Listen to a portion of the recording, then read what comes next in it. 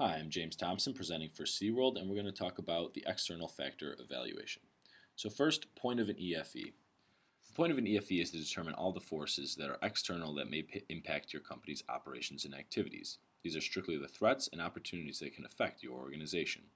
It is important for a company to realize that these in order to prepare themselves for the future and also realize what their competitors might be doing better than them.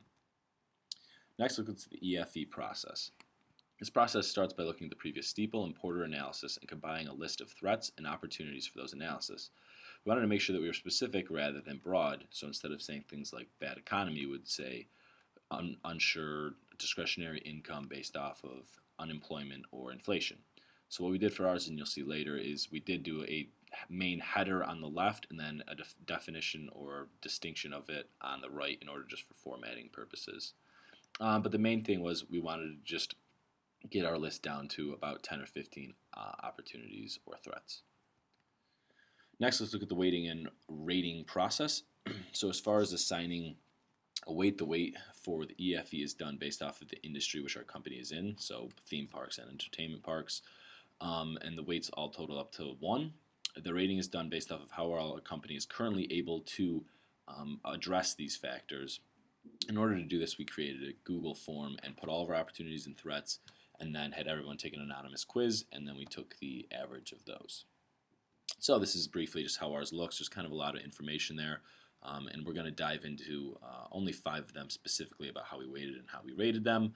But this is kind of overall how it looks. So on the left you have the main header. On the right you have kind of the definition of what that means more specifically, so it's nice and specific and not broad. So firstly, let's look at our overall learning focus in entertainment. We realize that there's a lot of trends nowadays in the entertainment industry towards childhood education. So whether it's movies, TV shows, toys, and definitely starting into theme parks. And that's a lot more prevalent than when I was a child or our generation was children. And so as the industry as a whole doesn't really focus on that, but we do, and some places do have educational options. So we gave that a weight of 0.05. We rated SeaWorld as a 3 out of 4, mainly because that's one of their main drivers is their educational programs. They have educational camps, whether it be from their large wildlife, such as the whales, or even down to things such as tadpoles and conservation efforts. So that's why we really thought that they deserved a 3 on that. Next, let's look at the public image. Obviously, with the availability of internet and the use of social media, bad image is bad news.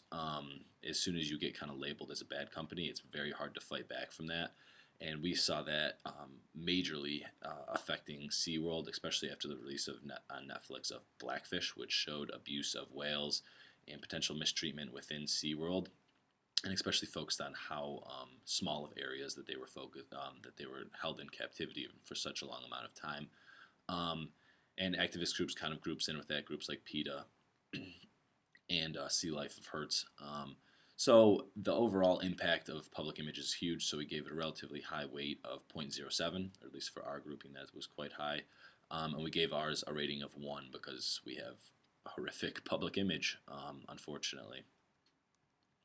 Next on the list is theme park attendance. Obviously, that's an extremely important driver for our industry, so we give it a pretty high weight of 0.06. If people aren't coming through the gates, people aren't buying souvenirs, people aren't buying food, and there's just not buying tickets to even get in the park.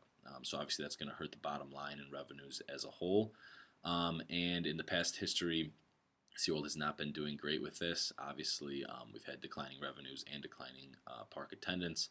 So we gave ourselves a 2. Not sure if we're quite at rock bottom yet. We might be heading that way though.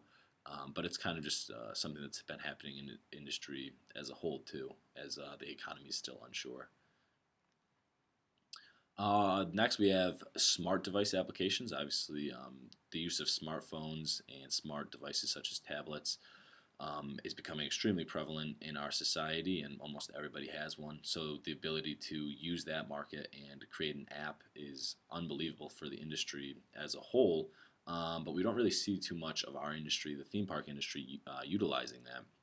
And so that's why we kind of gave it a rate of 0.04, that it is important, but it's not overly used currently.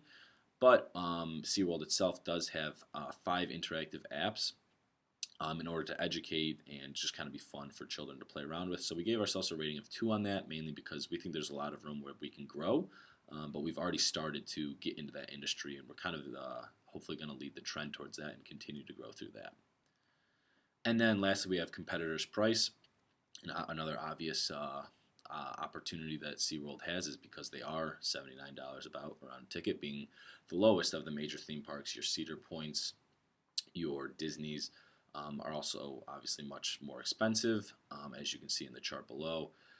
But the consumer does have a lot of options as far as this goes. They can choose different packages. They can choose different companies, the ones I've already mentioned. Your Six Flags. You can go to Motor Speedway. You can, do a lot of other things, and there's a lot of also smaller theme parks. So there is a lot of consumer choice there. But obviously, price is a huge thing within our industry. So we gave that a weight of 0.07. And we gave ourselves a 4 because it is a low price, and we're just hoping that the low price isn't associated with low quality. But we haven't directly seen that, so we're hoping that is not the case. Thank you for watching this video. Hope you learned something, and I look forward to answering your questions. Thank you.